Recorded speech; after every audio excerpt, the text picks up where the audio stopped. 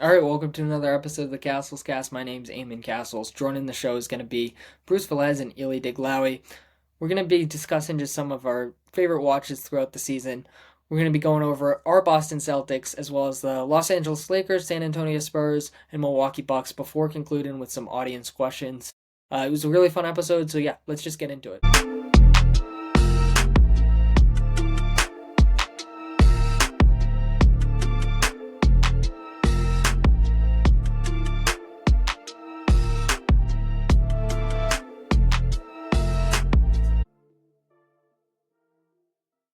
All right, joining the show now is Elie Deglaoui and Bruce Velez.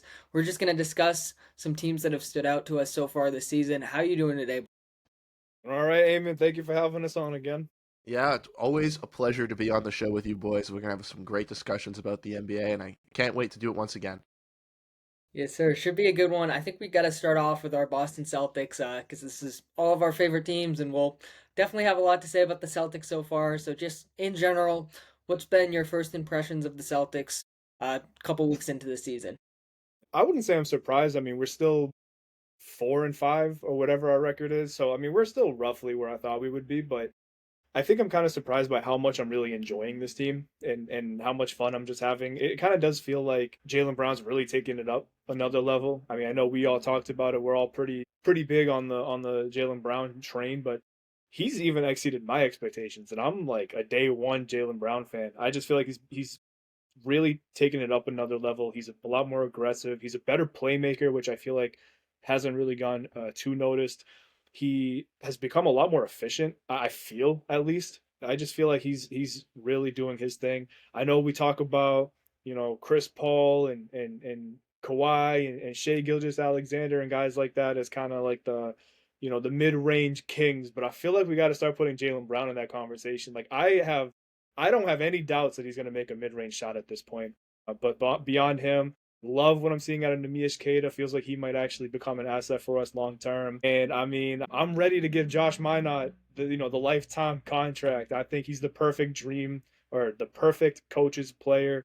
He's extremely smart, brings value on both sides of the ball, and he's actually a guy that I think can stick around even past this year. And whenever we get Jason Tatum back, I'm liking what I'm seeing for the most part at the beginning of the year. Yeah, like you said, Ely, I think that they're kind of in that same spot that we all kind of figured them to be in this Eastern Conference, kind of in the middle of the pack. Obviously, with their losses of Kristaps Porzingis, Drew Holiday, Al Horford, Luke Cornett, there's going to be not maybe some chemistry issues, as obviously a lot of these guys did play with this team, but obviously some connective issues trying to figure out where they're all going to stand out and kind of flourish in this new system. But guys have really taken those ranks and really risen to them, like you mentioned, guys like Jaylen Brown, who we've all been big believers on, has really taken that step, not only in our eyes, but maybe some other Celtics fans' eyes or even just NBA fans around the league that he can be that number one option, which is just great to see.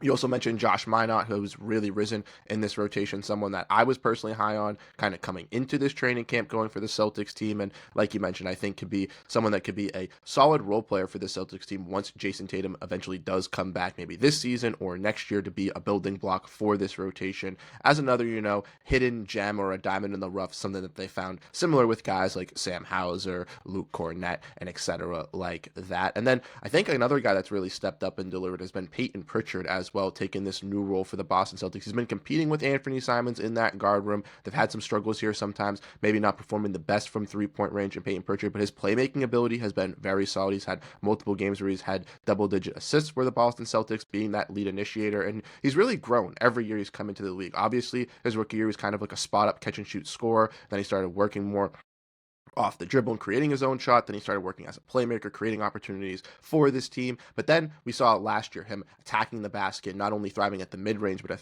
attacking while attacking downhill. And that's been able to really rise for a guy in Peyton Pritchard this season. And I think he's been another valuable piece for the Celtics on the offensive end as well that should definitely get some recognition. Just before Eamon, you speak, are we ready to call Peyton Pritchard an actual good defender now? Like I feel like I'm willing to call him not like a lockdown defender, but I don't know, man. Like he's pesky. He knows how to stay in front of guys. Now he's not a versatile defender at all. Like I wouldn't put him on like KD or somebody, right? But I don't know. I feel like he can at least hold his own now. He knows how to play the passing lanes. He knows how to kind of stay in front of his guys. Like he doesn't really get bullied like a lot of guards do. I don't know. I feel like I'm willing to at least have that conversation. that he might actually be a good defender, or at the very least, he brings positive defensive value more than anything. Yeah, for sure. I mean, I feel pretty good about this team, regardless of the record, 4-5. Is what it is. This team's always gonna have like certain limitations, just with how many players they lost this offseason and not having a ton of size. But I've been really impressed with the defense overall. I did not expect this team to be anywhere close to the 12th ranked defense. I feel like I'm probably going to say this a lot. Small sample size, of course. But still, it means something to me that this has legitimately been the 12th ranked defense. And it does give me hope going forward, especially because they haven't been shooting very well at all. They're 27 3-point percentage. And say what you will about this team, but they have the shooters to figure it out. So I'm confident that can sort of turn around. When you look at Derek White, he's especially been in this like shooting slump, which I just don't think is going to continue. So I mean, I do almost view that as a positive in the sense that I just don't see some of these trends continuing. Another stat that I have definitely gotten a little bit hip to this season from cleaning the glass is location effective field goal percentage. It sounds like super complicated, but it's essentially just uh your shot diet and how efficient your shots are, shot quality. So they're 30th in that stat right now, and looking back at some of the metrics from the last couple of years, they've never ranked like super high. At the same time, just watching them, I feel like they've been getting pretty decent shots, and I'd be pretty shocked if they rank like that low throughout the season. So I think that's another thing that's going to turn around. But yeah, other than that, I mean, Jaylen Brown's just been absolutely exceptional as that first option. I've really loved watching him play this year, and yeah, I mean, I like the point about him attacking from the mid range. He's just an absolute killer from that area of the court, and then he's attacking the rim really well. He's just doing everything and more that you could have hoped from him this season. And defensively, he's also been really good. That's another thing we all love about JB is just that two-way impact. And then Keita, my condolences. I owe Keita a massive apology because I was not super high on him headed into the season. But This he's, guy. yeah, I mean, my condolences. I take back every negative thing I've said. Because he's just been awesome. The on-off numbers are just genuinely insane. He has some of the best on-off swings in the league right now, and he's been so impactful for this team on both ends of the court.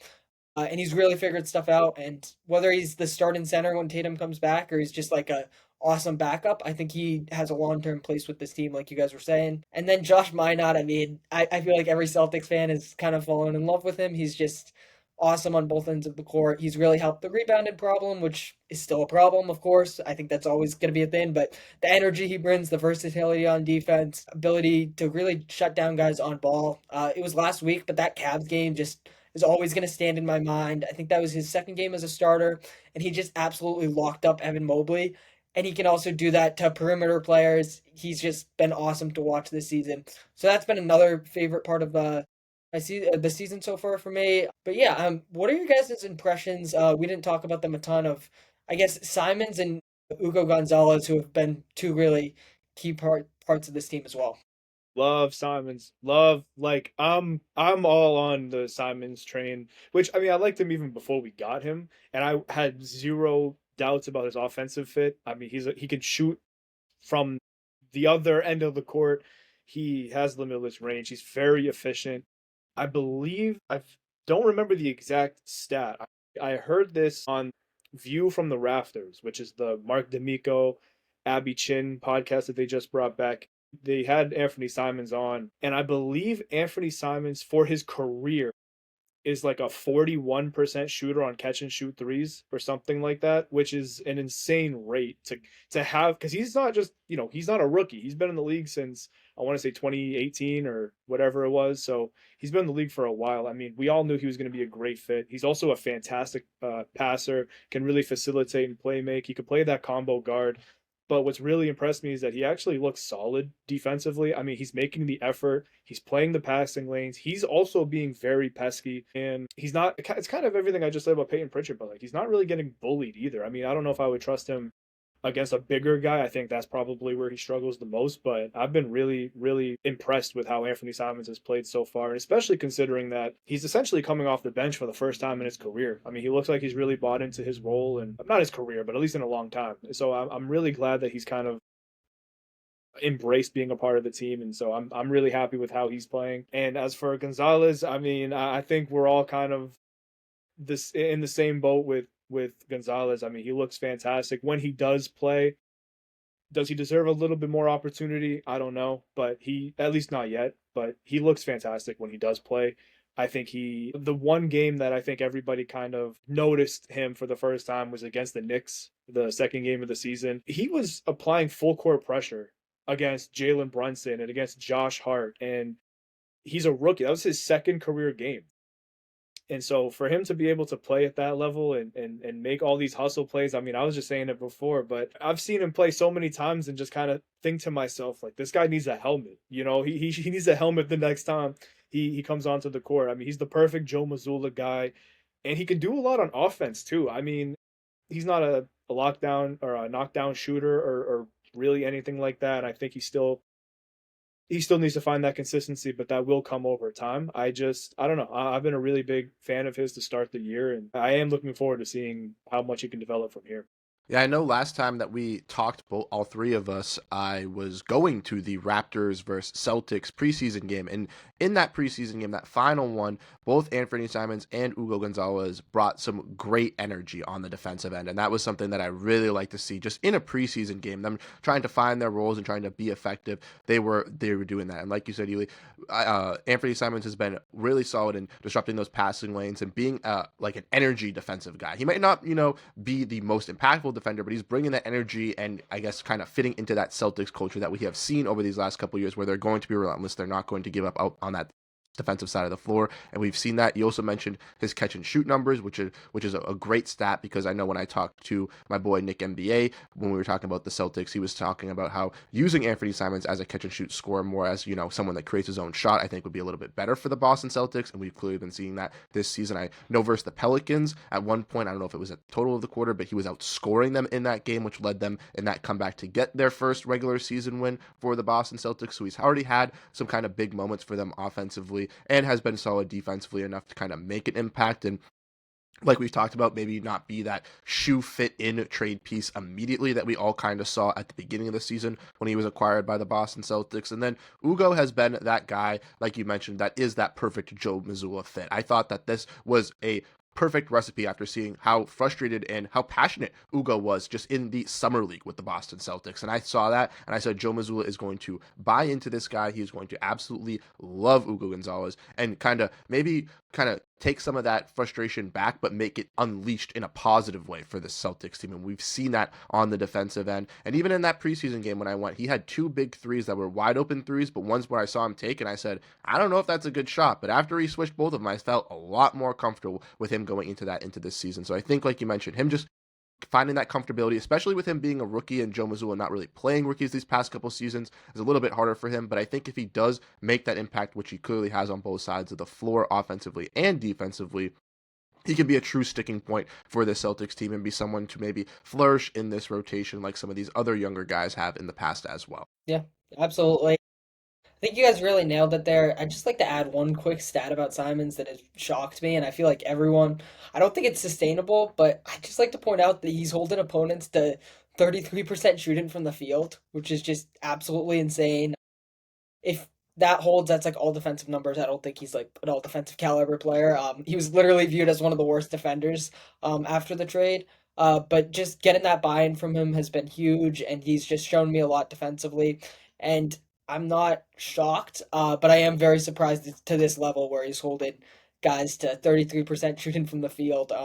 I definitely thought he could buy in a little bit more, and like the athletic tools are certainly there. He has like a 6'8", 6'9" wingspan, so I always thought that was like a positive. He's a super good athlete. He won the dunk contest, I think, like his rookie year, second season, something like that. So the tools have always kind of been there defensively, and he's really putting it together in the Celtic system in a contract year. So I think he's been really nice, and then the scoring punch off the bench is huge. And I mean, just having that level of perimeter creation is really nice for the Celtics team.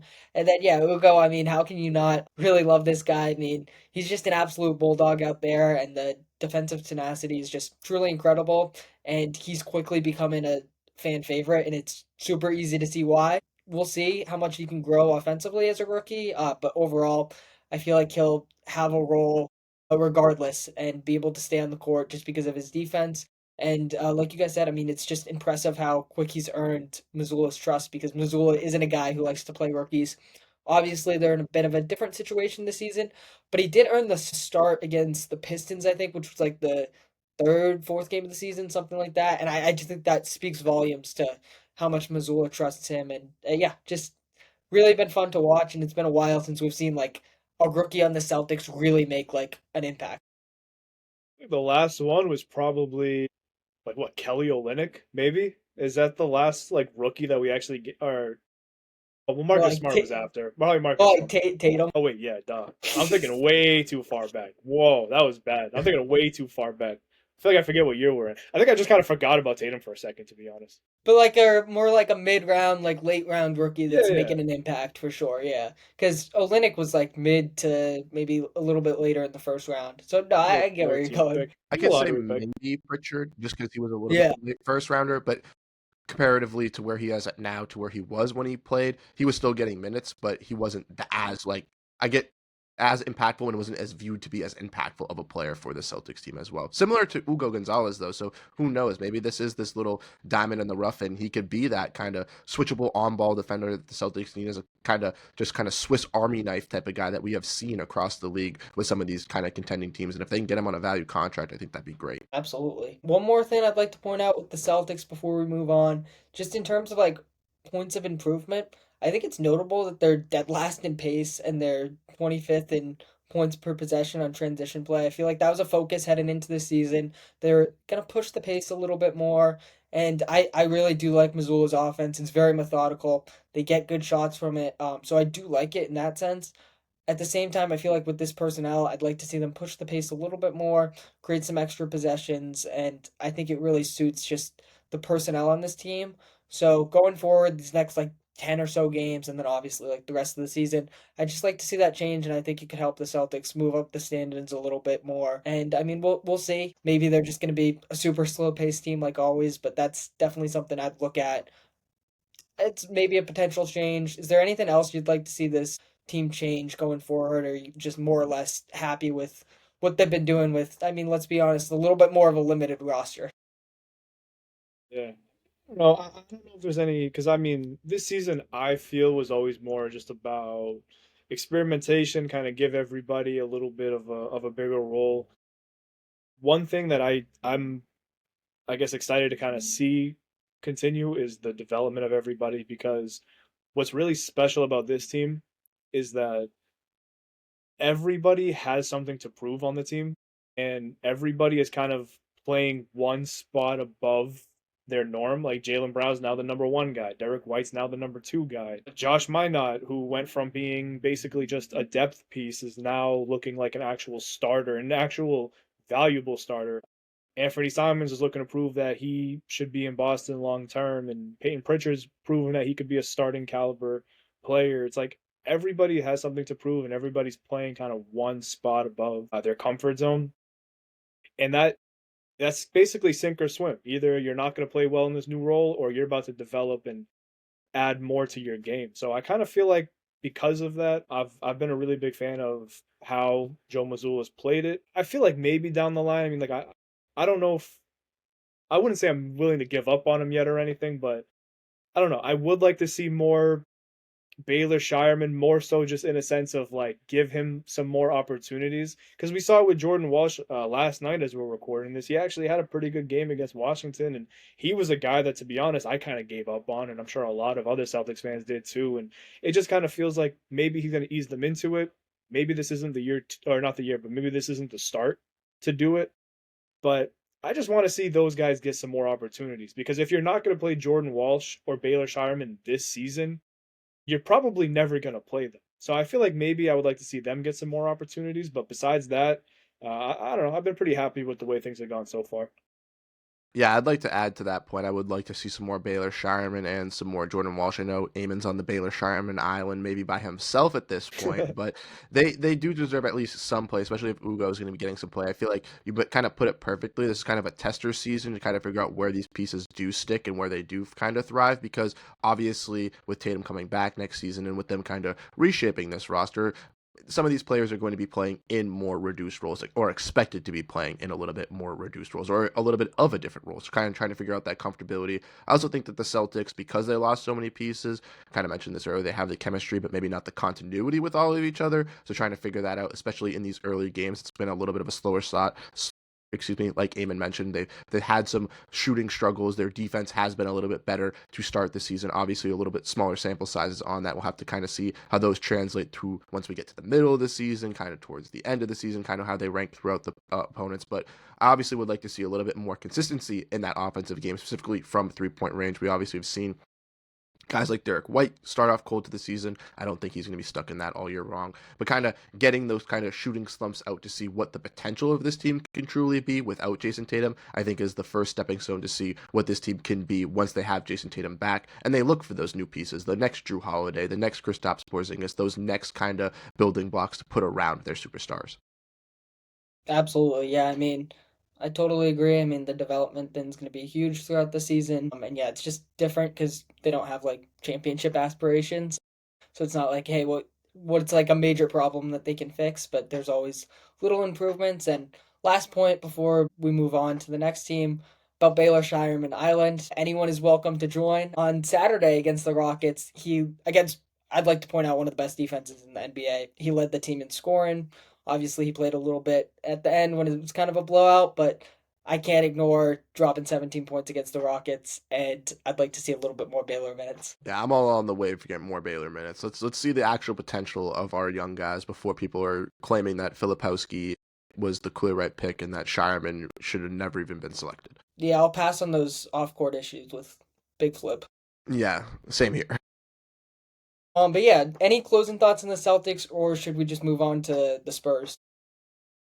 I feel like I guess I just want to say one quick thing about going back to Nimish Keita. I feel like I'm just so impressed with how he's played because he's kind of the only option we have, and I feel he knows that, and he's not crumbling under the pressure. So I don't know. I mean, Keita's 26.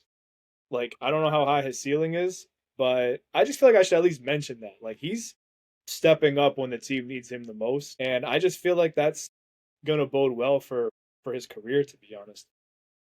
Yeah, I'd agree. I think obviously him rising to the occasion, I kind of mentioned this on another show, but talking about Luke Cornett kind of coming to that occasion last year for the Celtics with Kristaps Porzingis was out. I know a lot of people, even me personally, were kind of confused in that Abu Dhabi game, seeing a guy like Luke Cornett going up against Jokic and being like, what are these expectations? What are we going to really see? And then the complete opposite kind of happened. And I feel like we were kind of put in that same boat, specifically with Namish Keita, seeing him be, predominantly a backup big. How would he thrive in this starting rotation? How would he fit in with the intricacies? If he has that foul trouble, if he makes those kind of silly plays, how will the Celtics kind of be able to get out of that with their weakened front court? And Keita has risen to all those occasions, kind of shut them down. He's obviously had some moments where he's made some mistakes, maybe in that Jazz game late, but he has had some rising points, like last night's game where I believe he was the first Celtic in history to have that kind of stat line, which he did, which was like 15 points, 12 rebounds, 100% from the free throw line.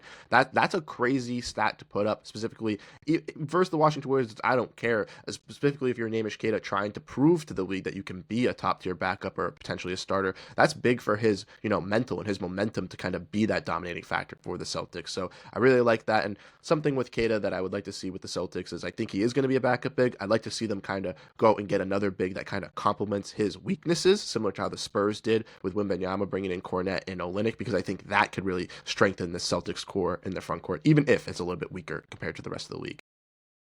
Yeah, most definitely. I'm happy you brought up that Keita point, Elie, because it is impressive what he's doing as like the lone, like true rotational center. And personally, I didn't totally expect it. Again, my condolences, Keita. He's been so awesome. I don't think we talked about him enough in the 20 or so minutes that we discussed the Celtics. So I'm happy you brought that up because yeah, he's been awesome on both ends of the court. And I mean, when he's off the court, at times it does look like a little bit rough, which just speaks volumes to his impact, in my opinion. But yeah, unless we have anything else, I think we can move on to the Spurs, who have been another super fun team throughout the season. They got off to an undefeated start. They've lost 2 games in a row now. Dylan Harper's been out. Wemby hasn't been as good in those last 2 games, but overall, it's been a really fun season for the Spurs, and that 5-0 start was just absolutely electric. So yeah, what have your guys' impressions of the Spurs been? And then, I mean, especially Wembanyama, because he's the big story there, obviously.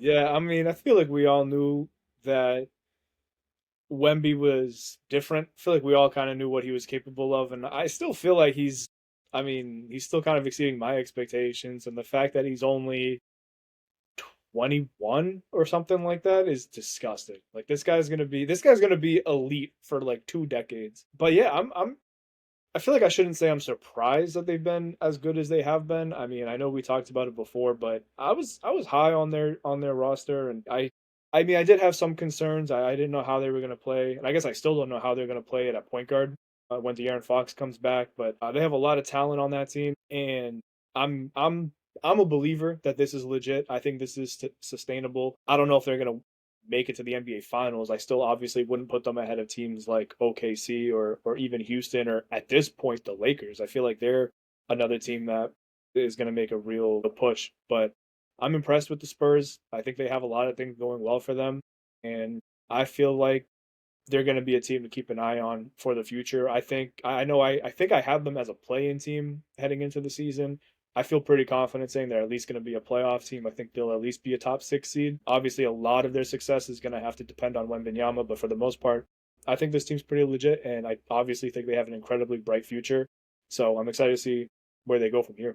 Yeah, I'm not gonna lie. When people said Wemby was gonna be the next coming, I did not expect it was going to be this because that first game, just seeing all the crazy clips he was doing versus Cooper Flag and the Dallas Mavericks, just had me just like watching it for maybe an hour or so because it was just incredible to see what Victor Wembanyama can do. And I'm glad I drank the Kool-Aid with Eamon before the season because they are really, really proven to be a dominant squad with him. And then you mentioned Ely, the kind of guard rotation. That is the one thing I'm interested to see when De'Aaron Fox does come back as well, how that kind of really works. Stefan Cassels, their second leading scorer in points here for the season, averaging 19.4, obviously coming off his great Rookie of the Year season last year and really impressing. Dylan Harper has also looked pretty solid. Now he goes out with injury, so that's going to be a little bit of a question mark for the Spurs, still having those point guard issues. But Guy and Luke Cornett, who we mentioned for the Celtics, has looked very solid alongside his pair in Victor Wembanyama, as they now call him the French vanilla instead of cookies and cream with Kristaps Porzingis and Jaylen Brown. They got their little nickname over there. And then I would like to give some credit as well to Keldon Johnson, who has been absolutely insane for this Spurs team, coming off the bench and just kind of being that combo wing. I feel like with the Spurs kind of going into this year, one of the reasons they were maybe interested in the KD sweepstakes was not only because KD wanted to go there, but also due to the fact that they had some intriguing pieces that maybe hadn't really panned out at that position. Speaking of Keldon Johnson, Jeremy Sohan still being a little bit young, obviously Harrison Barnes being that kind of veteran that rose last season. But Johnson has really put a name for himself here for this team, being that kind of slasher, really effective defender, and pretty effective scorer for this San Antonio Spurs team, which I really, really like to see. He has 12.9 points on the season in around 24 minutes and has just been that kind of spark plug, that juice that they do need in this wing room to kind of take that leap. I thought he could have been a trade candidate for the Spurs maybe going into the season. Maybe he still is playing at this high value. Maybe the Spurs do want to maybe capitalize on that. But I do think it could be another piece that could just fill in with this system and be another long-term piece alongside Wembanyama and crew as well. Yeah, absolutely. I mean, Wemby, those first 5 games, it truly looked unstoppable in every sense of the word. It looks like, teams are sort of defending him a little bit differently. They're throwing smaller defenders at him, making it really hard for him just to like catch the ball. I don't think that's like super sustainable personally, just because he's Wemby and he's gonna be an all-time great and how crazy his start to the season was. I do think it's worth noting though, just because he has kind of struggled in these last 2 games. The Suns did an awesome job defending him with Mark Williams Roman, and then they were throwing like Jordan Goodwin on him. They were throwing Ryan Dunn on him. Royce O'Neal just giving him different looks, and I think that's what you have to do. And then the Lakers did something similar with Rui Hachimura and Marcus Smart. I feel like you just have to give him like different looks, and I feel like it can catch him off guard a little bit when he has that smaller defender on him. Again, I don't think it's like something that's going to continue for the season. And whatever their next game is, I think it's against the Rockets tomorrow. I expect Wemby to have a massive game. Although I am curious to see what that Rockets team does with the size that they do have and the versatility and the defense. That's going to be a super intriguing game. But yeah, Wemby's been really awesome, and I mean, I was very high in the Spurs. I was very high in Wemby's season, but I did not expect him, especially in those like first 5 games, to come out and like genuinely look like the best player in the world. And yeah, I mean, we always knew what the defense was, but he's just been so good, especially around the basket. He's just attacking the rim a lot more, which I think is something a lot of people, including myself, wanted to see from him. Instead of like shooting these threes, it's like, hey man, you're 7'5". Let's just simplify this.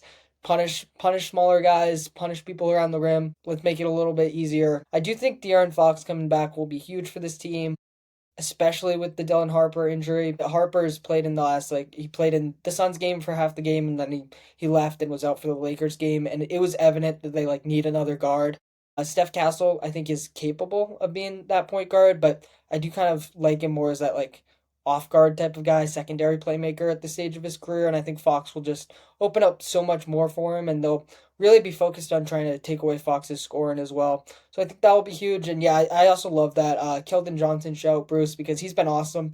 And likewise, I was kind of like, is this guy going to get traded? Is he really a part of the Spurs plan? But I mean, he's been an absolute firecracker, and I've been impressed with just his all around game because he's always been that like spark plug off the bench, but he's been able to contribute in a lot more ways. So yeah, super fun team so far this season. Any thoughts on, like, I think you guys both mentioned it a little bit, but like just how important it will be to get Fox back in the mix and how that could potentially like elevate Wemby in this team? Yeah, I mean, I do think their rotation there, and like I do think they have some questions that they need to answer and some current concerns that they need to address. But we can't ignore that De'Aaron Fox is still an all-star level guard. Like he's not just some extra body they have. Like De'Aaron Fox, they traded for him for a reason. Was the extension maybe a little bit questionable? Maybe, but De'Aaron Fox is a legitimately good player. He's going to be a great fit alongside Wembanyama just because of his speed and athleticism and his also his scoring ability, which I feel like people kind of, I don't want to say forget about him. Everybody knows he can score, but specifically alongside Victor Wembanyama, like if De'Aaron Fox is going to be a good fit next to Domantas Sabonis, he's going to be a great fit next to Victor Wembanyama, and I just feel like that's going to diversify their offense a ton. I don't know. I honestly have no idea what they're gonna do. I don't know if they're gonna just run a lot of small ball lineups because having Victor Wembanyama out there is like having two centers anyway. So I don't know, but I am excited to see what they're gonna do. But I think De'Aaron Fox coming back is gonna do a lot more good than harm for them, at least right away. Yeah, I would agree. We still haven't really been able to see this duo, so I think the pick and roll and the pace of play is just going to exceed for the San Antonio Spurs, which is just going to make them even more dynamic and more impactful for this team. And I think that's really going to help them out. The one concern I really do have with the Spurs, and this could be just because of the duo of De'Aaron Fox and Victor Wembanyama, but I'd like to see some more outside shooting from the perimeter on this team.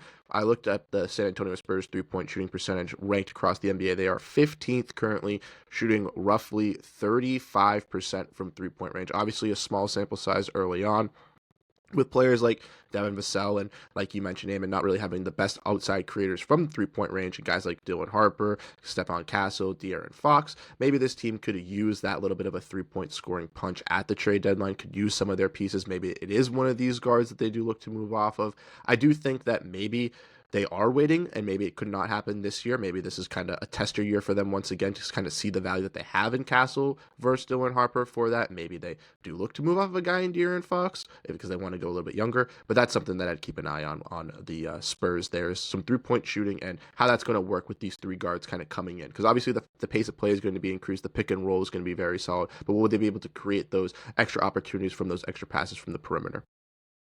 Yeah, absolutely. I mean, I feel like the shooting's probably the only real concern you can have with this team just because they have such great size. I mean, not just like Wemby, but even like the guards, like they're not like smaller guards. They all have like very good positional size in that area, and they're so athletic, they're so lengthy.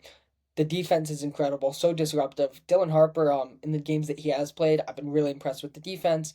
Steph Castle's another guy who's just an awesome defender and can guard multiple positions. And then you pair that with by far and away the best defender in the world in Wemby, it's kind of unstoppable.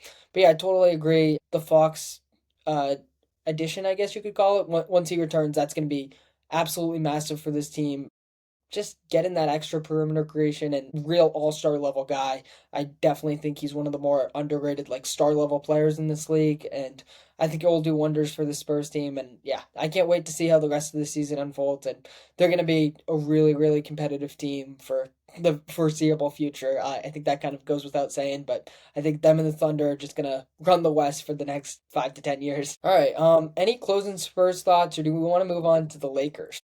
I had just one Spurs thought because I was wondering this, and I'm wondering what you guys think. But what do you think's the long term like strategy to stop Wemby, if there even is one? Like, because like kind of like what you were saying, what's happening right now with just putting so many guys on him? Yeah, it works right now, but once Wemby gets used to it and he just kind of diversifies his game, it's not going to work. But then it's also like you can't just have a Boban Marjanovic on every single team because Victor Wembanyama, on top of being incredibly skillful and obviously incredibly tall, he's also extremely mobile. Like he's going to run past whoever they have. Like I feel like the first player I think of, and maybe this is just, the bias, I guess, if it's still that can maybe kind of like that archetype at least that can maybe stop a guy like Wemby is Kristaps Porzingis because he is a guy that can defend in the paint.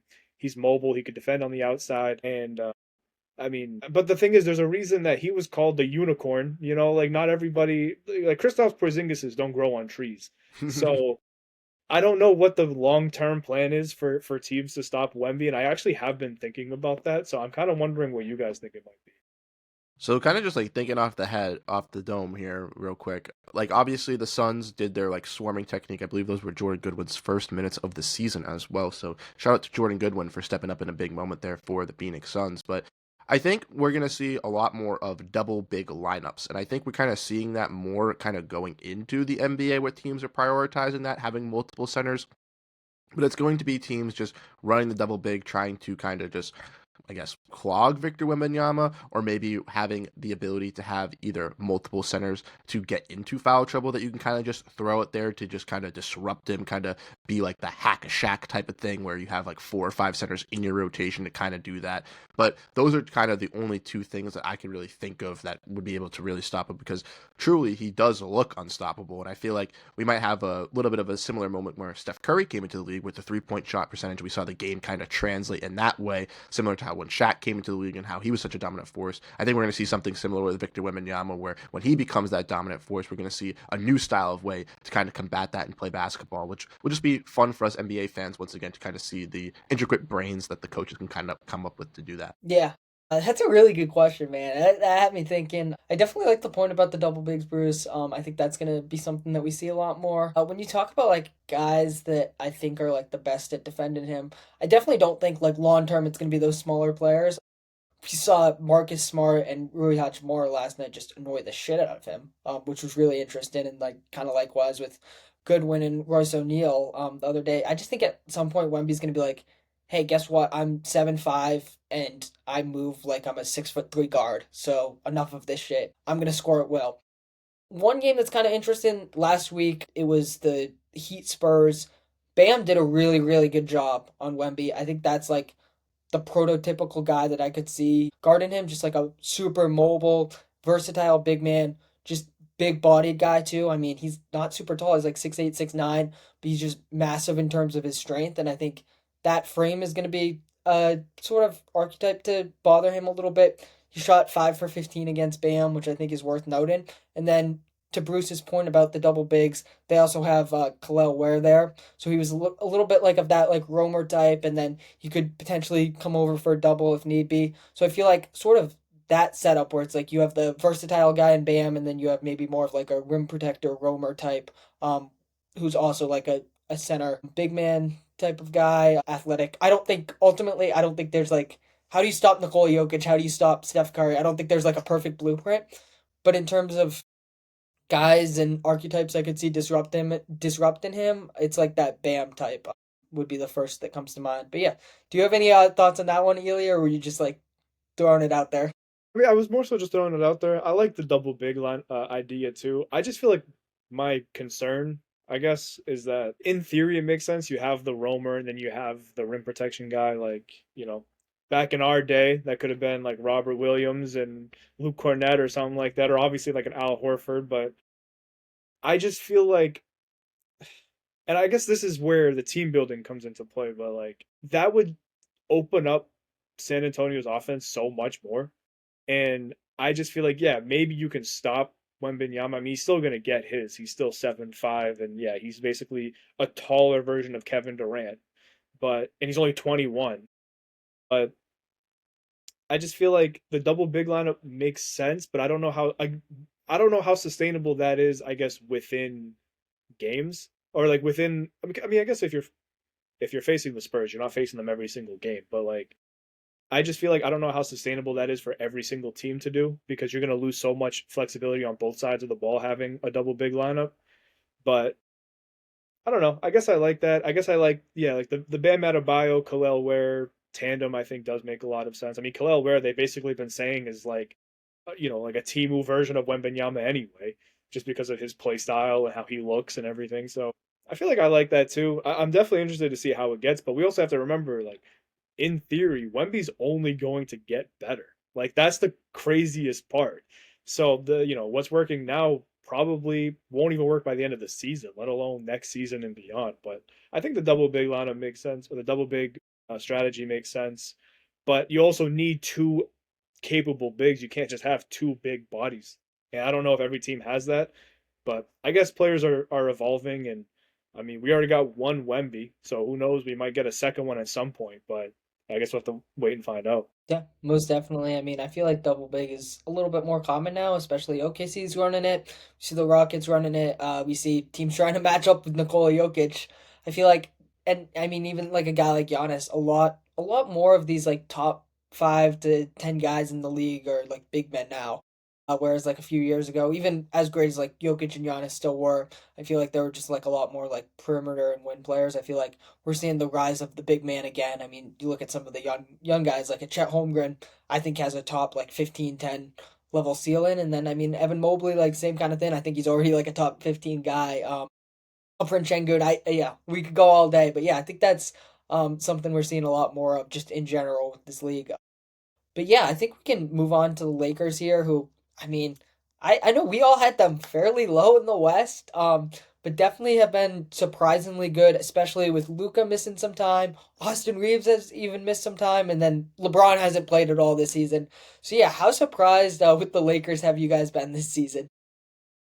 Super. I don't know. I did like that. I don't even know on a scale of 1 to 10. I don't even think the number. I don't think numbers go as high as I might be saying. Like it's insane how great they've played without LeBron for the entire season, without Luka for a few games. Like they look incredible. I mean, going back to last year, I wasn't as low, I think, on the JJ Redick hire as a lot of other people were. Like JJ Redick obviously knows basketball. I mean, even forget the podcast. Like he was one of the best college basketball players in the world when he was there. He was in the NBA for a very long time, played alongside and against some of the greatest players the league's ever seen. But he's a great basketball mind, and he obviously knows how to get not only how to get the best of his players and how to maximize their potential, but he also just isn't making stupid decisions. Like he knows what lineups to run, what rotations to run. He knows how to game plan from what it looks like. And it seems like the players are bought into what he's doing. But the there's one reason for concern I have for the Lakers, and then there's one reason for optimism for the Lakers, in my opinion. The optimism is they're doing all this without LeBron, who is only going to add so much to the dynamic of what they're doing. This should be a huge confidence boost for a guy like Austin Reeves, who has looked incredible. I mean, like let's just call it what it is. He looks like an MVP candidate early on, and he's the third best player on that team. So it's definitely scary what they got going. When LeBron comes back, that should open up a whole new element of playmaking and facilitating, and obviously just LeBron himself still, we think, being a threat when he's on the court. We'll see how he is when he comes back. But on the other side, there's also a world where this is their peak. This is also the world where it kind of feels like everybody's playing the best they can outside of Luka. Luka's always going to be amazing, but like, is Austin Reeves going to play better than he is right now? I don't think so. Is DeAndre Ayton going to play better than he is right now? Probably not. Is Rui Hachimura going to play better than he is right now? Maybe. Marcus Smart? I don't think so. So it's like they have a lot of talent and they're playing very well right now. I just have doubts that not only is this sustainable, but is this something they can even improve on? I I don't think so. So we'll see how it is. I will say early on it looks great, but I just don't know how it's going to be when the season's all said and done. Yeah, I'm definitely on the same shock side because I had them towards the bottom, kind of, that play-in area, and and that was because of the LeBron injury. I thought because they would have a slow start to the season, they wouldn't be at that great spot, but they've completely outdone those expectations. Like you mentioned, Austin Reeves, probably one of the more shocking players this season for me personally, just taking that rise and taking that command here for the Lakers and kind of stepping up to be that secondary playmaker. Someone that was viewed as a potential trade piece, someone that could get priced out this offseason, is now looking to be as one of the perfect running mates for Luka Doncic for this new set team for the Lakers there. So a great evaluation there for them. Like you mentioned, they had that swarmy defense versus Victor Wembanyama last night with Hachimura and Marcus Smart. They've been very effective. Nick Smith Jr. as well has played 16 minutes. I believe he's on a two-way contract as well for this team, providing some, offense there for the squad. We'll see if he gets a standard contract by the end of the year. Obviously, he was with the Charlotte Hornets last year. The one question with me is obviously the DeAndre Ayton fit still kind of looming around this Lakers team. How will this sustain to be for this squad kind of going to the season? I've already seen some complaints earlier on about his effort and his lackadaisical play. So maybe we still do see that transpiring. Maybe the Lakers still need that additional help there in that front court once we get later on into the year. But with LeBron being, what are they, second in the Western Conference now, I believe, at this point, that is just something that I personally didn't expect. I don't think a lot of other people suspected. And on ESPN, they're saying, I'm looking at the stats right now, Luka's averaging a 40-point triple-double with 2 steals. If that is correct, that is absolutely insane to be seeing here on my screen. That seems like 2K numbers. Yeah, most definitely. I believe when we did our predictions, I was the highest on them, and I had them as the 7 seed, which looks way too low. But yeah, I mean, the perimeter shot creation is just insane. I mean, the defense was always like the real concern with me, and just Matt. I mean, listen, they're like below average in defensive rating, whatever. I'm shocked this isn't a bottom five defense, quite frankly. And I do think, like to Yoli's point earlier, JJ Redick deserves massive, massive praise. I think he's been one of the best head coaches in the league so far, especially dealing with some of those injuries, surviving without Luka for a few games.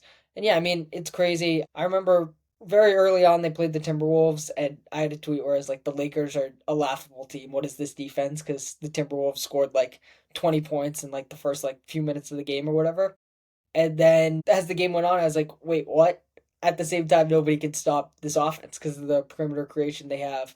And once LeBron James returns, that's going to reach just another level. Just having that combination of Luka, Reeves, and then once LeBron gets back in the mix, just 3 dominant creators, playmakers, just super smart players, guys that always seem to make the right play. It's off the charts, and I think that's what's really so dangerous about this team still. I would change what I said earlier, and like I would view them as like more legit contenders at this point. It's hard not to. DeAndre Ayton has surprised me a little bit as well, and even like Jackson Hayes, they've gotten solid minutes out of him. Emphasis on solid minutes. Not saying he's like some world beater or anything, but like in the minutes he's played, he's looked kind of solid. Rui's been awesome defensively. Jake LaRavia has been an absolute sniper for them, and then shout out our guy Marcus Smart, just bringing that intensity, bringing that defense. He's been great. Yeah, I mean this team's been really fun to watch, and I'm shocked, totally with how they've started the season. I would agree. I don't think it's like sustainable to the point where it's going to be the Thunder or the one, because I feel like that's pretty set in stone unless something crazy happens. And then the Lakers are the two. I feel like they could potentially be that like 3 seed, 4 seed. Though I just think at some point the Nuggets are just gonna turn it up and they're gonna take over as that like clear cut number 2 seed. But yeah, I have to view the Lakers a lot more legitimately than I did a couple weeks ago. Yeah, I'd agree. And one of my favorite signings, just to kind of give one last tidbit on the Lakers here, is Jake LaRavia. He, like you mentioned, Eamon, he has been fantastic. He got drafted to the Memphis Grizzlies, was kind of shadowed in their wing room, kind of falling behind some of those standout two-way guys that they've had, like G.G. Jackson, Vince Williams, Scottie Pippen, etc. But he has been very, very impressive. He got traded late season at the deadline to the Kings, where he was very impactful for them, kind of being what they needed, a defensive wing and someone that could kind of just play off ball without the ball in their hands. And I don't know how they let him walk. Obviously, it's probably because it's Sacramento. He'd rather go to LA. But him fitting in with Austin Reeves, I know they have a connection off the court, but on the court as well, they are really, really bonding and working well together. And I really, really like this pickup of Jake LaRavia. I think he's kind of going to make himself a little bit of a household name here in LA and might even be a little bit more worth than what his contract is by the end of his contract to the rest of the NBA. And this could be viewed as a very solid contract by the Lakers in securing him. Yeah, most definitely. That was one of the best value pickups of really the offseason. And I was skeptical if he could sort of fill that void for Dorian Finney-Smith. Obviously, the defense isn't totally there, but he gives them so much more juice offensively, and he's played some really nice defense as well. So yeah, super super interesting team early on in the season. I think the next team we got to talk about is the Milwaukee Bucks, who have also been really interesting. I mean, yeah, we could start with Giannis, I guess, because he's truly looked like one of the, I mean, maybe the best player in the world. I don't like doing like MVP talk early, but it's hard to say that he wouldn't be that like clear cut MVP guy along with like I guess Luca right now. But yeah, what have your guys' impressions been of Giannis and the Bucks so far? I mean, I feel like we all kind of knew what Giannis was capable of. I mean, I'm not too surprised that he's once again looking like arguably the best player in the NBA. I feel like at this point, there's not really a lot more he can do. I do feel like, I mean, I'm gonna be honest. I haven't watched every Bucks game so far, but in the ones that I have seen, it does feel like Giannis is finally at least trying to add a jump shot to his game, which obviously, I mean, this has been the story for a long time, but if Giannis can develop a jump shot, he's basically unstoppable. So I've been really, I guess, impressed with him and how the team's playing overall.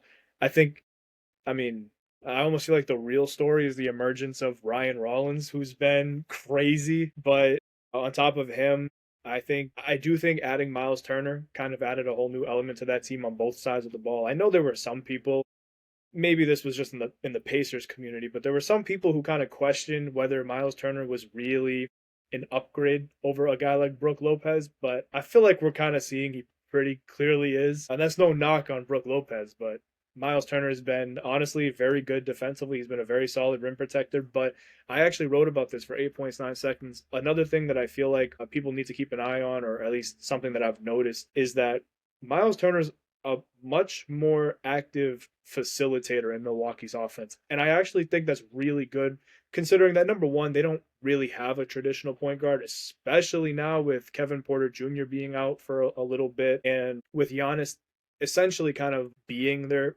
top playmaker. Having somebody like Miles Turner kind of take on a little bit more of that role, take some of the pressure off of him. Miles Turner is averaging 2.4 assists per game or 2.5, which is basically a whole assist more than what his career high would be. So that's not a nothing change. And I feel like his ability to stretch the floor has obviously open more opportunities for Giannis to just kind of keep doing his thing. I mean, I'm liking what I'm seeing out of them so far. I don't know if again if they're gonna be a real contender because it feels like they've had better teams than this that didn't do much. Whether that was they failed because of injuries or whatever is a different story. But I've been impressed with what they've been doing, and I do think they're at least a team to keep an eye on, especially in an Eastern Conference that's super wide open. But we'll see.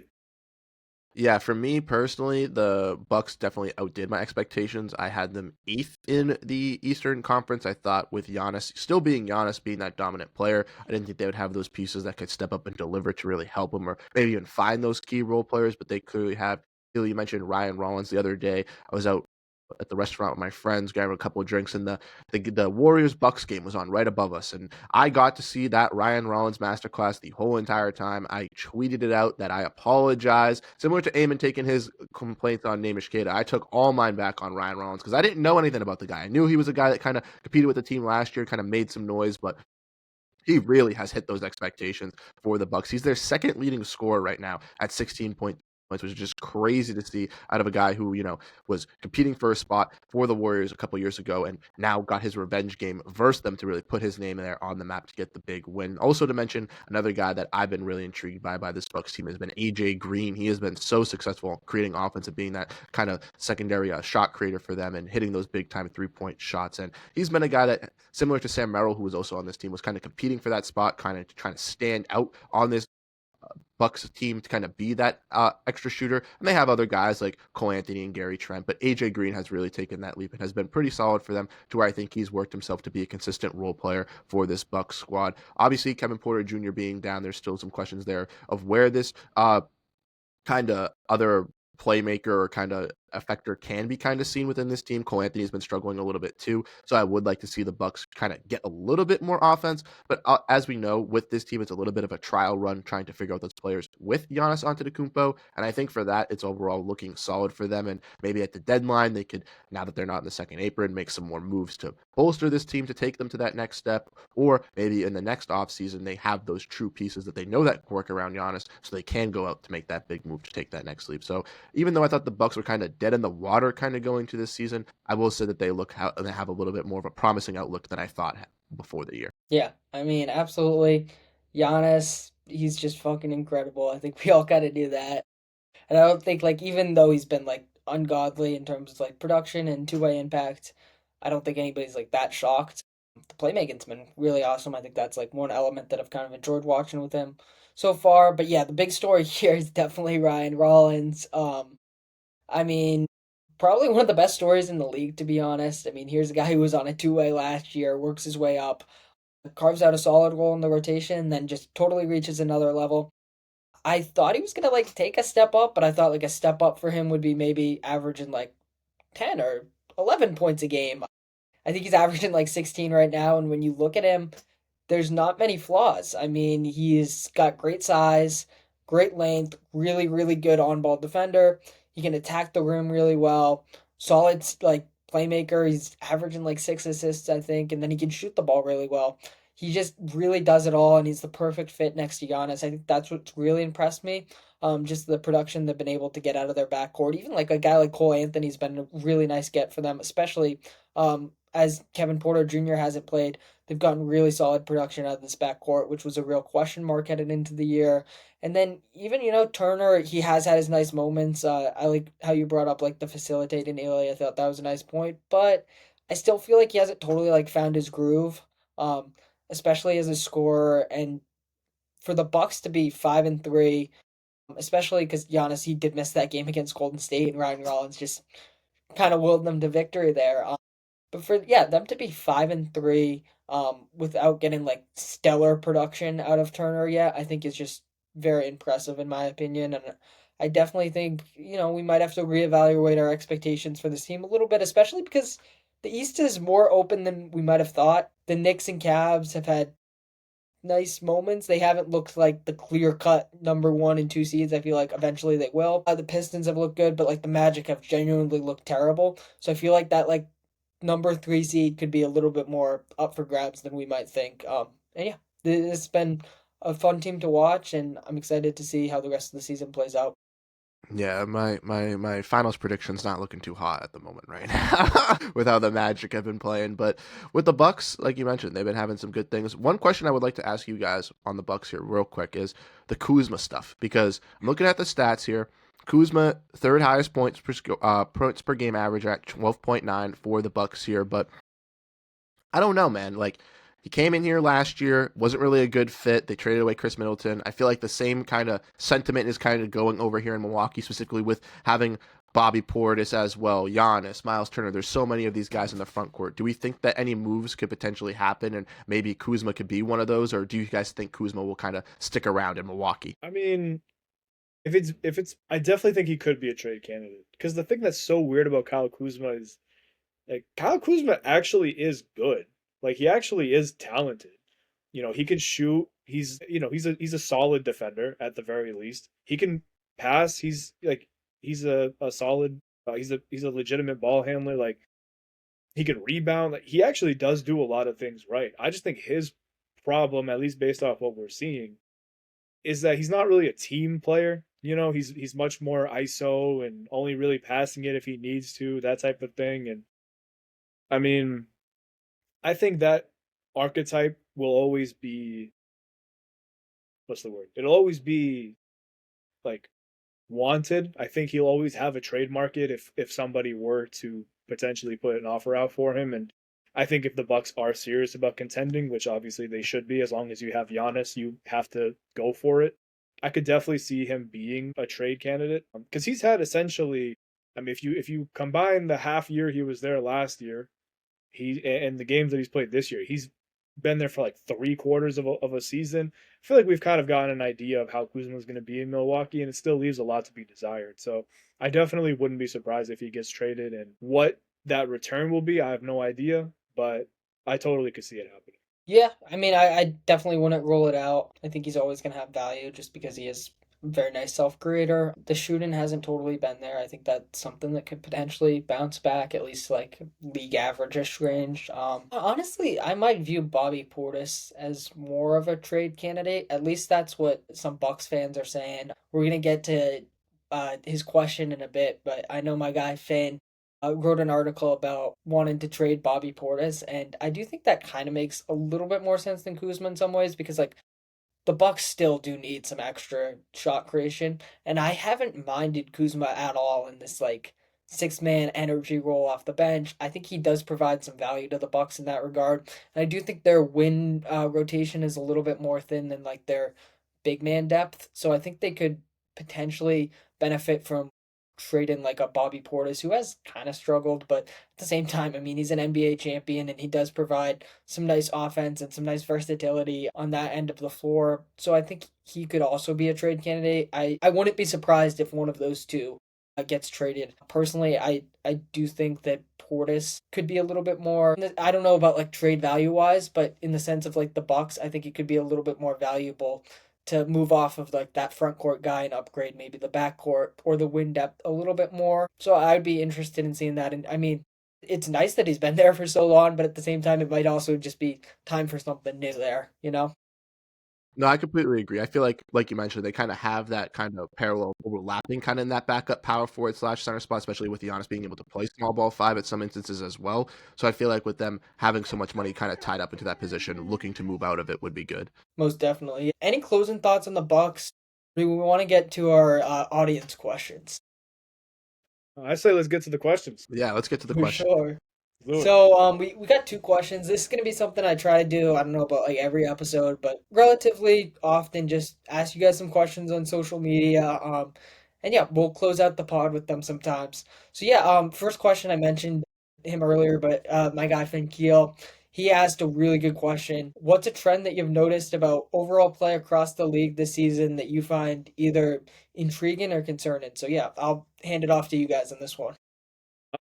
I feel like for me and Finn, I don't have any stats because I don't think this is something that there are stats for. So you're either gonna have to take my word for it, or because you obviously watch the games, completely argue with me, but or disagree with me at least. I'm not gonna argue back with you. I hate social media. I feel like for me, the thing I've been noticing, and I feel like I just naturally have kind of more of an eye for this anyway, because I've been following the Pacers because of what I do for 8.9 seconds for a full season.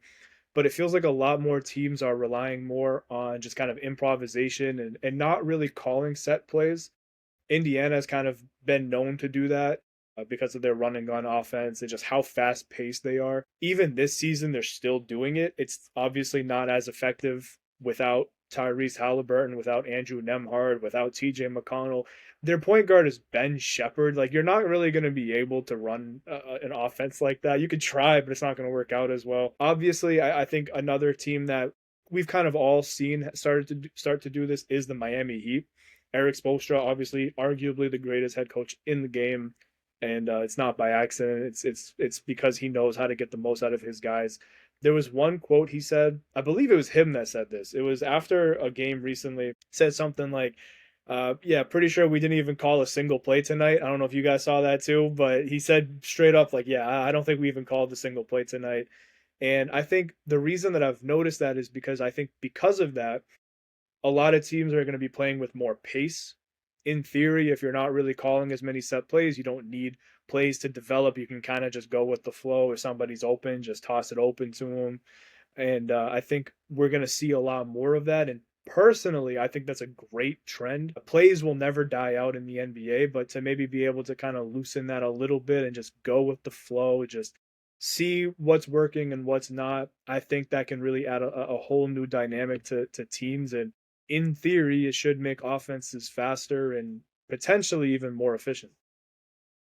Yeah, I like that a lot. Mine kind of goes to the opposite side of that, which is the offensive side of the ball, where we've seen some great 50-point performances so far to start the season. And I feel like the offensive production just every year just keeps getting better and better. We see players averaging higher stats on this as MVPs and points per game.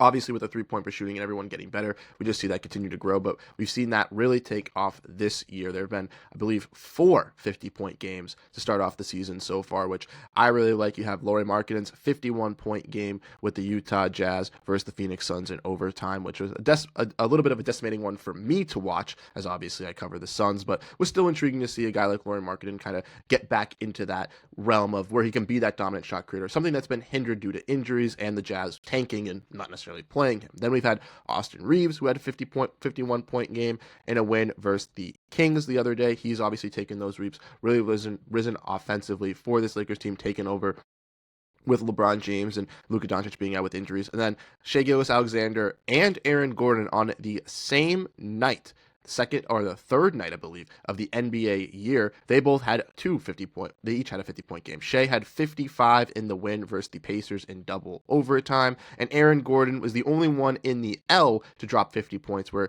he went 10 for 11 from 3-point range, 17 from 21 from the field, and was absolutely effective for this team. I really like to see this because personally, if I were to predict the first players to score 50 points in the year, it would not be these 4 types of players, right? It would not be, maybe Shai would be in there, but Austin Reeves, Lauri Markkanen, and Aaron Gordon, they would not be on this list. And I just think that goes to show you how much offensive production is out there in the NBA and how much guys are limited due to that.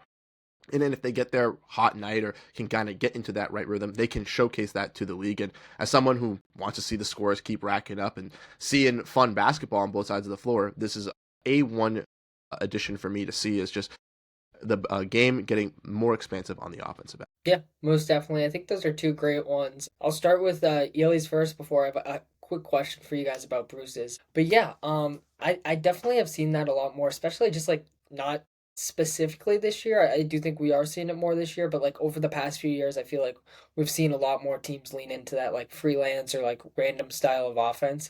And it's been a lot of fun to watch. I think just read and react is valuable.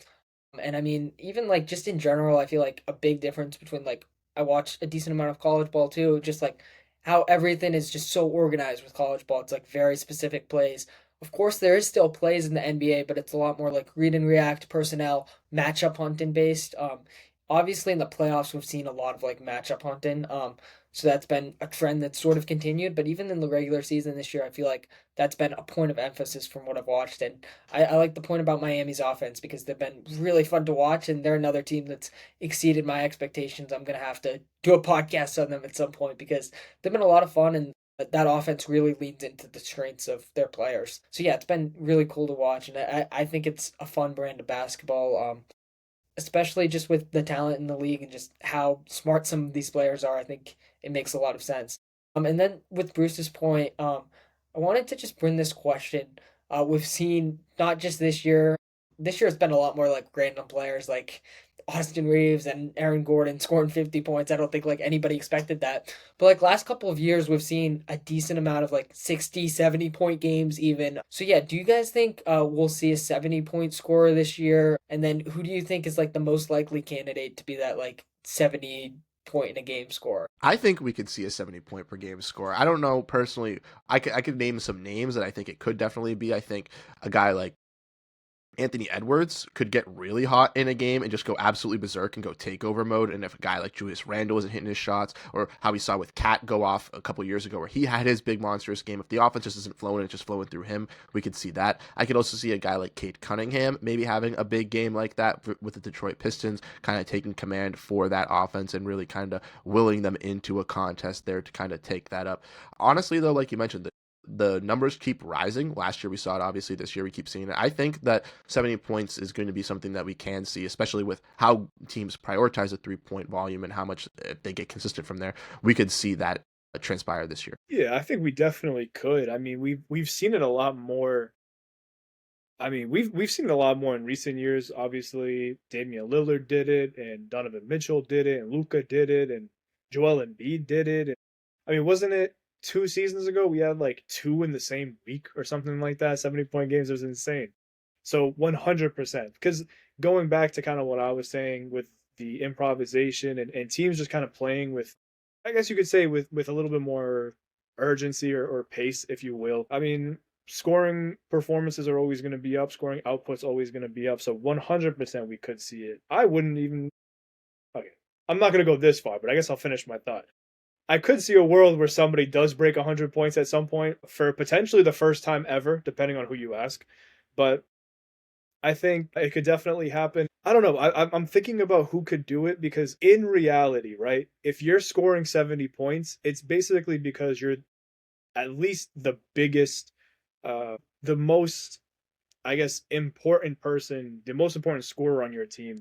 Like that's why years ago we saw Devin Booker do it with the Suns. He was basically the only real guy on that team, and that's why Damian Lillard did it. Obviously, C.J. McCollum was great, but Damian Lillard was a microwave. So it would have to be somebody that okay. I have kind of a bold one. I just kind of want to throw this out there. But see what you guys think. I do like the Anthony Edwards shout a lot because he's kind of in that boat. Like if Julius Randle isn't holding his own, if Dante DiVincenzo isn't holding his own, if Nas Reed isn't, Anthony Edwards is definitely capable of just kind of, taking over a game. I thought of somebody who's just strictly a scorer, and I mean this is definitely a team where scoring 70 points is a very big possibility. The name I thought of was Michael Porter Jr. from the or Cam Thomas from the Nets. I feel like both of them could be it because that team is not good. They need offense, and they're really only getting it from one of those two guys. Maybe having both of them kind of takes that possibility away. Maybe they both score 70. I don't know. But I feel like a guy like Michael Porter Jr. could do it. So don't be surprised if it happens. The Nets aren't going to win any more games, most likely. I think that's going to be my pick. Dude, as soon as you said strictly a scorer, I knew it was one of those two guys. Mm-hmm. So yeah, I mean, you can't rule it out. That would be insane, and that would get a lot more people to watch the Nets than are currently watching the Nets. So that would be crazy. You can't rule it out. For me, the guy I first thought of was Luca. I think just seeing what Luca's done all season, it's hard not to. And I don't know why. I mean, this is just kind of a random, like, shot in the dark a little bit.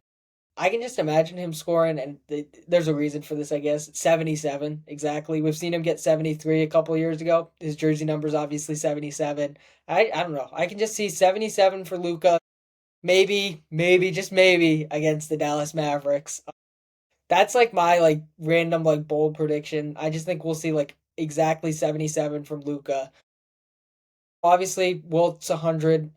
That's number one. I don't think we're gonna see that get broken this year. Kobe's 81. I feel like we're gonna potentially see like somebody push towards it. And then Wilt's 78 is the third. I think we're gonna see like the fourth highest scoring game. And it's gonna be from Luca. That's just a random prediction I have. I don't know. It's just kind of a gut feeling there, just based off how unstoppable he's been this season. So yeah, I mean, it's kind of interesting. I was looking back at it. 2 years ago, we had like those 270-point games with Luka and Embiid. And we didn't have any last year. I think Jokic's 61 was the most we had.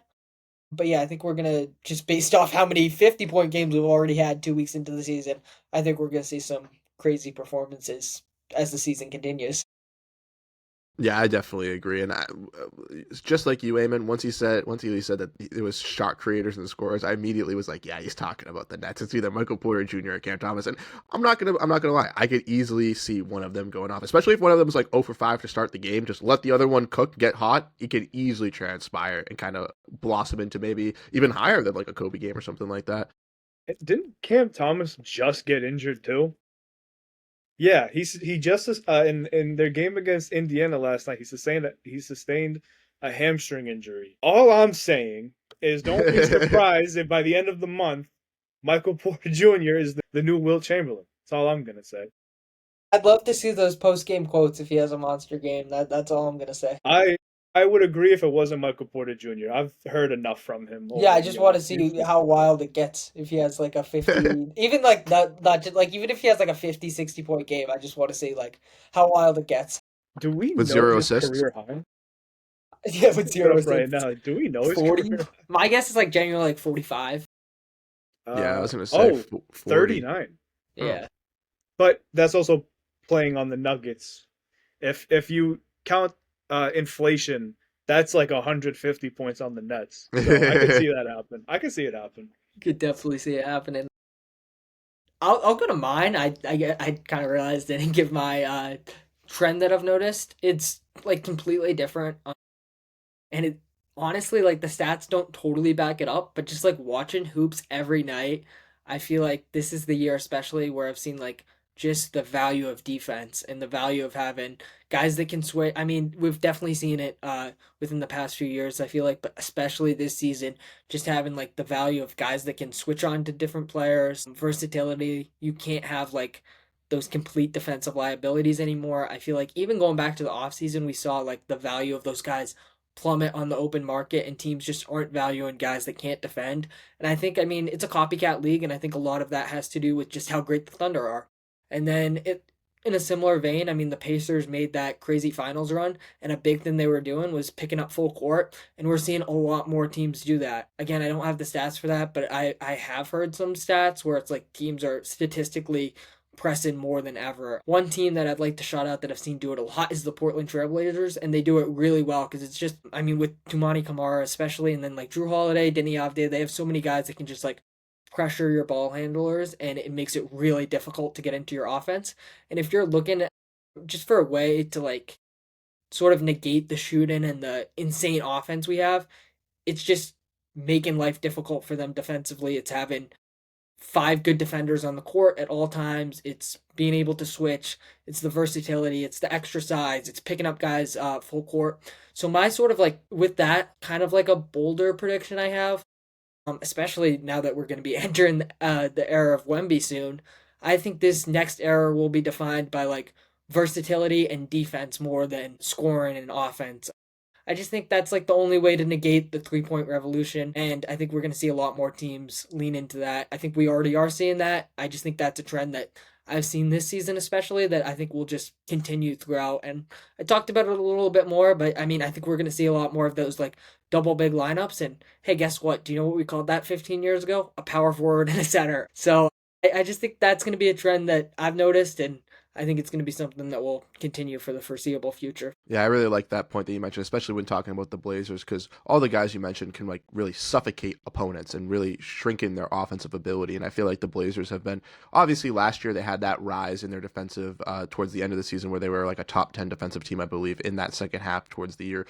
But with them not really having that offensive like standout piece, it was kind of questioning, at least for me, where they would really rank in this Western Conference. But clearly, even without that clear offensive number one option that's going to drop 30 or 40, they've been able to win games the way that they play, regardless of all the sidelines and noise going on in the background. So kudos to the Blazers for kind of putting this all together and really locking in defensively, as we would say. And I feel like I mean, I talked about it a little bit earlier, but we've been seeing a lot out of Boston too, whether it's Gonzalez or even Josh Minot. Like we've been seeing a lot more of the Celtics kind of doing some full court pressing too, which I think is just kind of another, like, to kind of add to your point. That's just another trend that's picking up around the league and will probably just continue to grow from here on out. Yeah, for sure. I think we can move into our other question that we got from our guy Rambo Renaissance. Another really good question. He asked just a player and a team that's surprised you the most throughout this season. So yeah, who do you guys have as that player and team who's been the most surprising so far? So for me, it's going to be the team that I had 14th in the Eastern Conference that is now the number one seed in the Eastern Conference as of recording. That is the Chicago Bulls.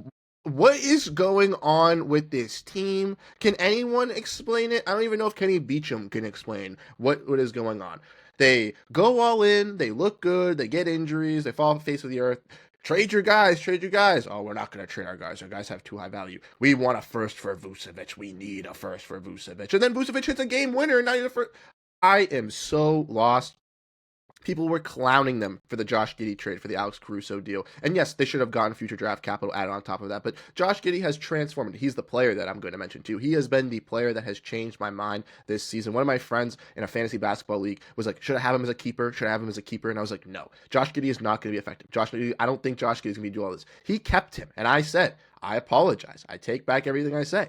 he has been that guy, and he's really transformed and led this team. Matas Buzelis has also risen in these ranks here, had some inconsistencies, but has looked as a solid option. And I don't know, the Bulls, even though they're young, I don't think this is going to be sustainable. I don't think they're going to be the number one team in the Eastern Conference at the end of the year. I think this is nice to at least maybe see them heading into the right direction with this young youth movement, something that we've wanted to see them do for so long and strip and rebuild. But maybe they didn't have to strip and rebuild. Maybe it was just there all along, and they've actually just putting the pieces together and actually finding it to work out. So yeah, Chicago Bulls, really, really solid offseason this year and completely have bewildered me. You think the Lakers, the Warriors, all these other... No, the Chicago Bulls have been the team that has completely perplexed my mind. And the funny thing too is that was actually going to be my pick. I'm like, the Bulls have been, I mean, I feel like that's objectively just the right answer. Like, I know this is an opinion-based question, but there's a right answer. I think it's the Bulls. Like, they're the number one seed. They're 6-1. Josh Giddey looks like Michael Jordan, I guess. Just, different. But I'm it's funny because I was always a fan of Josh Giddey. Like, I always liked what he brought to OKC. I do think it just got to the point where he wasn't a good fit there anymore, with Shea really coming into his own, and they didn't really need him to kind of play the role he was playing as another ball handler, and they just kind of kept playing him at multiple different positions. So him going to Chicago, I think, really allowed him to get back into his comfort zone. So I would say that's my real answer, but I also don't want to give the same answer because that's pretty boring.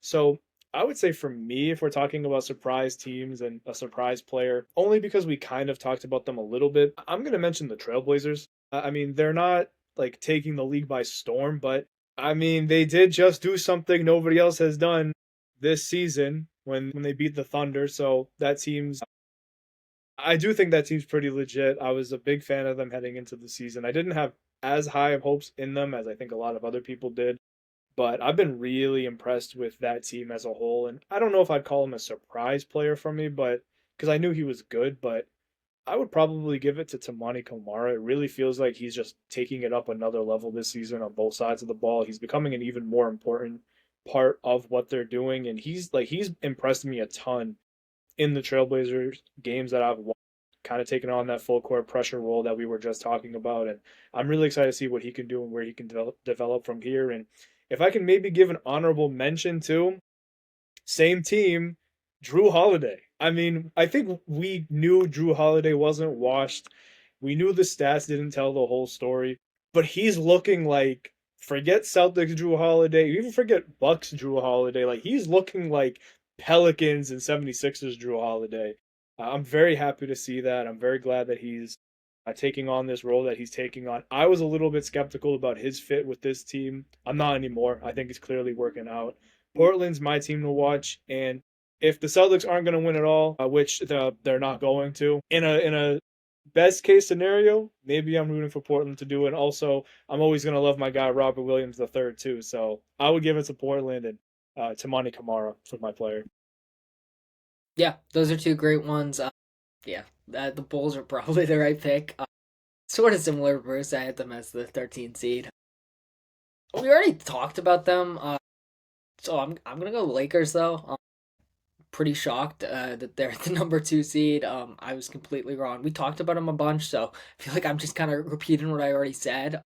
But yeah, other than the Bulls, it would be the Lakers.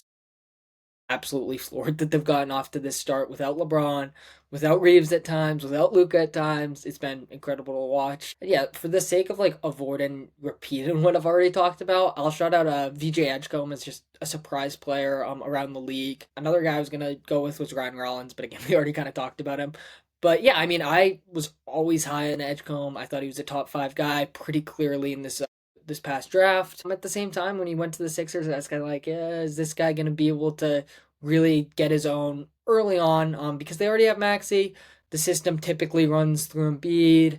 And then, Jared McCain, he just returned last game, but he was in the mix. Quentin Grimes and other guys. Like, there's just a lot of kind of competition in this backcourt. And overall, I mean, even Paul George is a guy I haven't mentioned, hasn't played yet. But, I mean, he's been so good, and the offense has really ran through VJ and Maxey. VJ Max, another fun nickname there. But yeah, he's just been absolutely insane. And I've been really surprised. I mean, not just like, oh wow, he's scoring at an elite level, because I always kind of thought he's an elite creator, really good scorer, but like how well he's shooting from beyond the arc has impressed me, and then the playmaking stuff has really impressed me because I mean, Maxi's the lead guard right now, obviously, but he looks like he could potentially be like a lead guard, or in the minutes without Maxi, he's like really running the show offensively, which is something I didn't really see much from him at Baylor. So yeah, he's a guy that's really surprised and impressed me around the league. Yeah, for me, VJ definitely has taken that leap. I remember when I did my predictions for the season, like my roster predictions and my award predictions, I saw a lot of people tweeting out VJ Edgecombe Rookie of the Year. And me personally, I thought that that was a little bit of a too big of a step to be really taking. Clearly, as we saw just in game one, but also what we've seen just throughout his entire career, his young career so far, that's just started off, he can be that kind of scorer and kind of be in that facilitation room. And the Sixers are another team that low-key surprised me, because even with their injuries, I didn't expect them to be this good with this young core. I didn't expect it to take this big of a leap. I didn't even expect Maxi to take another leap that he's been taking year after year after year. And I feel bad for the Sixers fan, even though I'm a Celtics fan, because if they weren't strapped to this Paul George and Joel Embiid contracts, they would just be in such a great position to go out and get that center or go out and get those wings and to build a dynasty in the East. So maybe that's something that they can see in the future, but as of right now, they do have a good young direction and heading into that direction with these two young guys. Yeah, absolutely. I think that's another team that was on my short list for most surprising teams, and in general, I'm just surprised how much I enjoy watching them, quite frankly. But yeah, unless we have any closing thoughts, I think we can wrap it up here. All right, yeah. Before we officially close out the show, I just want to give you guys a chance to plug your work and tell our listeners where they can find you at. Yeah, you can find me at 8points9seconds.com. Even though I am a Celtics fan, I cover basically all things Indiana Pacers over there, but it's worth checking out, I promise. So you can check me out over there. And you can find me over at Bright Side of the Sun, where I write for the Phoenix Suns. And you can also find me on YouTube at Swish City Pod, where I do my NBA talks. And then I recently just joined a new podcast that is going to be diving into Celtics stuff called the Celtics Chronicle with Adam Taylor. We just had our first episode today. So if you guys want to check that out, get some more insight on the Boston Celtics and my thoughts, you guys can check that out there as well. Sweet, yeah. I appreciate you boys hopping on the show, and we'll definitely do it again in a few weeks. So yeah, take care, guys. Thank you so much, Eamon. Great time. Take care. All right, thank you for tuning in to another episode of the Cassels Cast. Huge shout out to Bruce and Elie for hopping on the show again. It was a ton of fun. And yeah, I'll catch you guys on the next episode. Peace.